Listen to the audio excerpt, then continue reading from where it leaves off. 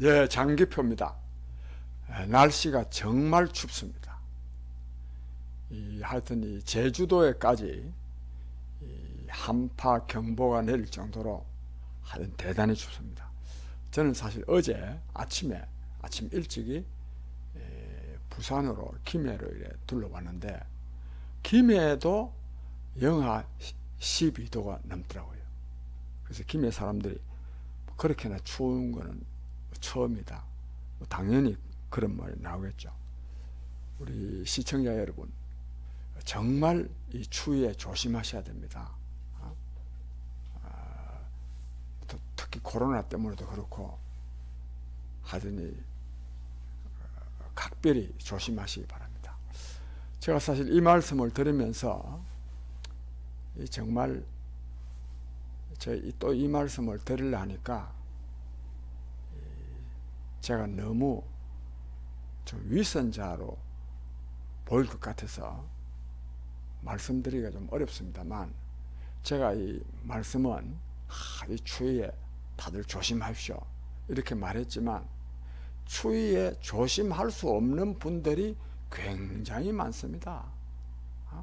조심하기 싫어서 안 하는 게 아니라 조심하려고 해도 먹고 사는 것 때문에 도저히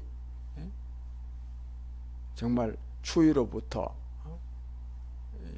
추위 때문에 뭐 감기나 몸살이 안 걸리도록 하기가 어려운 분들이 대단히 많습니다. 특히 어시장 같은 데 있는 분들, 뭐 뿐입니까?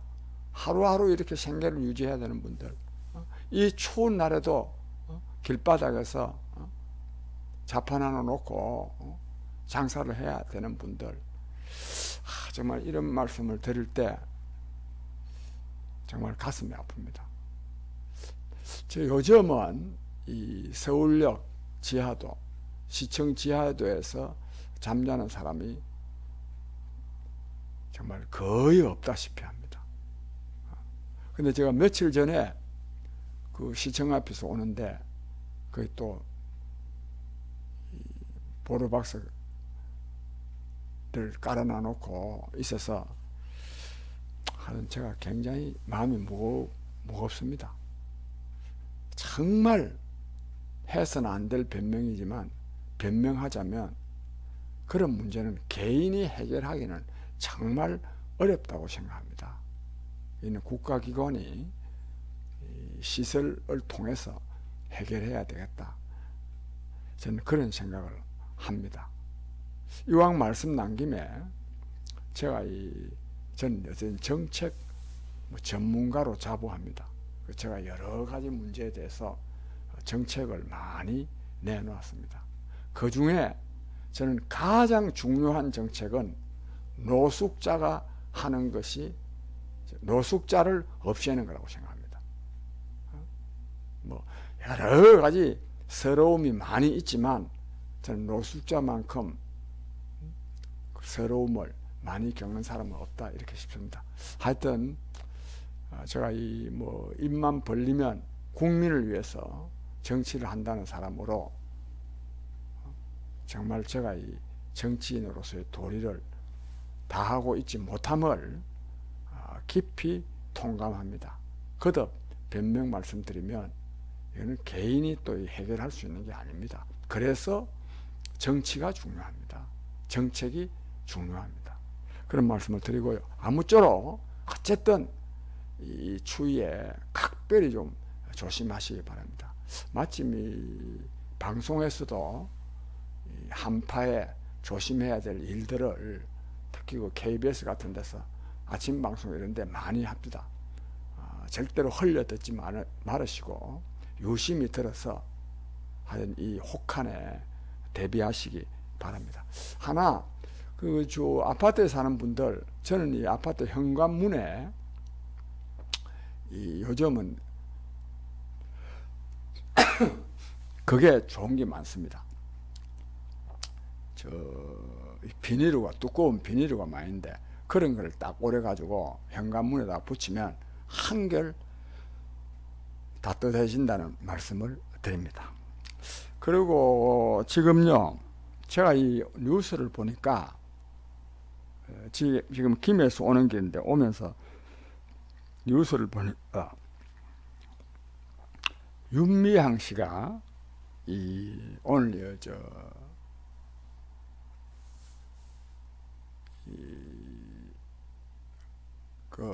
말하자면 종군 위안부 할머니들 문제 이 집회와 관련해서 제발 좀 정의롭고 올바른 문제 해결이 되어서 이루어져서 이 집회가 좀 끝났으면 좋겠다 이런 말을 합니다. 당연히 그래야죠.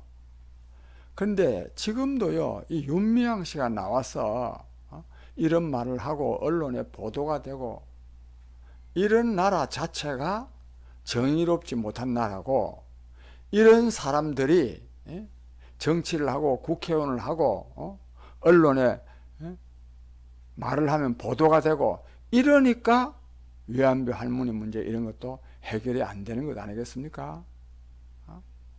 또 더불어 이 추미애 이 법무부 장관은 동부구치소 이 코로나 바이러스 이 확산과 관련해서 자기가 할 일은 다 했다 그럽니다. 적절한 조치를 다 취했다.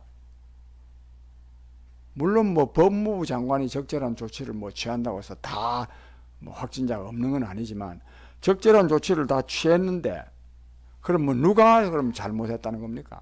그래서 이 추미애 장관은 그동안에도 계속 동문서답한 사람 아닙니까? 동문서답. 이분이 이 문제와 관련해서도 적절한 조치를 취했다 그러는데 말도 되지 않은 일을 계속하고 있습니다. 이 정권이 다 그렇습니다. 다. 그렇게 하고요. 그 다음에 우리 국민 여러분들께서 이 뉴스를 보셔서 잘 아시겠지만 미국 대통령 선거와 관련해서 이 의회에서의 말하자면 대통령 당선자를 당선으로 인정하는 것은 굉장히 의례적인 것인데, 이 의례적인 것을 의례적이 아닌 것으로 이 트럼프 대통령이 문제를 제기해가지고, 저 공화당 의원들이죠, 문제를 제기해가지고 정말 투표를 하는 상황까지 갔습니다. 그런데 그와 관련해서 이 워싱턴에 트럼프 지지자들이 많이 모이는데 또 모이라고 또 트럼프 대통령이 또 주장도 했습니다. 해가지고 그 군중들이 그 모인 데서 트럼프 대통령이 이대로 있어서는 안 된다, 강경한 투쟁을 해야 된다, 이렇게 선동을 해가지고 의회에 난입해가지고 그 의회가 회의가 중단되고 그 낸시 펠로시 등 이 의회 지도자들, 의회 의원들이 다 뭐 의자 밑에 숨고 도망을 가고 또 이런 과정에서 사람이 4사람이나 죽었답니다. 정말 참 미국답지 않은 또 이 민주주의 정말 1등 국가로서의 그 미국답지 못한 일이 이번에 벌어졌습니다. 그런데 이것을 제가 보면서 이게 꼭 미국에서만 일어날 수 있는 일이냐? 우리나라에서도 굉장히 일어날 수 있는 일입니다. 우리나라에서도요, 이 지금 양극단적인 사람들은 이유가 없습니다. 자기 편 사람은 무조건 하고 옳다는 겁니다. 오죽하면 대깨문, 대가리가 깨져도 나는 문재인 지지다. 또 이런 걸 보고 이 홍위병을 빗대서 문위병이라 그럽니다. 이 이른바 이 민주당 쪽 사람들에만 이런 사람들이 있는 것이 아니라 이른바 이 보수 진영에도 또 이런 사람들이 있습니다. 이렇게 하면 안 됩니다. 이렇게 하면 민주주의가 성립할 수가 없습니다. 이 또 자칫하면 테러를 유발하게 돼 있고, 그 테러가 유발되면 누가 자유롭게 말을 할 수가 없지 않습니까? 이미 지금 이 대깨문 때문에도 민주당 의원들이 지금 민주당 지도부가 좀 제대로 말 못하는 일들이 얼마나 많습니까? 저는 그래서 이 트럼프 사태를 보면서 정말 우리는 저러지 않아야 되겠다. 하는 것을, 특히 여기 극단적인 생각을 하는 사람들은 그런 생각을 좀 간절하게 했으면 싶습니다. 그리고 더불어서 우리나라에 지금 이 트럼프가 대통령 되기를 바라는 사람들이 보수, 진보 양쪽에 많습니다. 이 보수 진영에서는 트럼프가 되면, 이번에 당선되면 북한을, 즉 핵무기를 보유하고 있는 북한을 완전히 폭격이라도 할 것처럼 이런 주장을 하고 있고, 또 거기에 또 정서적으로는 트럼프가 훨씬 더 우파적이고 심지어는 폭력적이고 하기 때문에 지지하는 사람들이 많이 있습니다. 아주 잘못된 사람들입니다. 트럼프가 대통령이 되면요, 북한의 핵무기 보유 용인하게 되어 있습니다. 그 다음에 또 뭐 용인하고 그런 걸 떠나서 제도 자체가 우편 투표도 인정하기로 했으면 그걸 받아들여야 되지, 제도 자체가 우편 투표도 인정하기로 돼 있고 또 선거 당일만 개표하는 것이 아니라 개표를 뭐 한 4일간 하도록 돼 있다면 그 사전에 그렇게 약속을 했으면 그거는 따라야 되는 거 아닙니까? 그게 그냥 불법이라 그래가지고 이래 하는 거, 이건 참 잘못된 겁니다.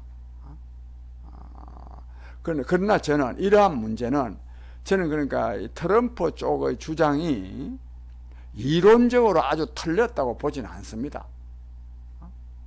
얼마든지 그런 주장을 저는 할 수 있다고 생각합니다.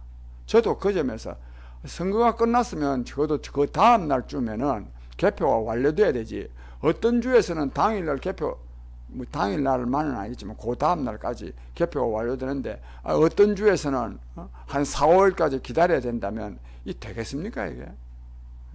그런 점에서 미국의 이 선거제도 자체가 잘못됐다고 생각합니다. 그러나 그것을 두고 부정선거라고 하면 안 된다 이겁니다.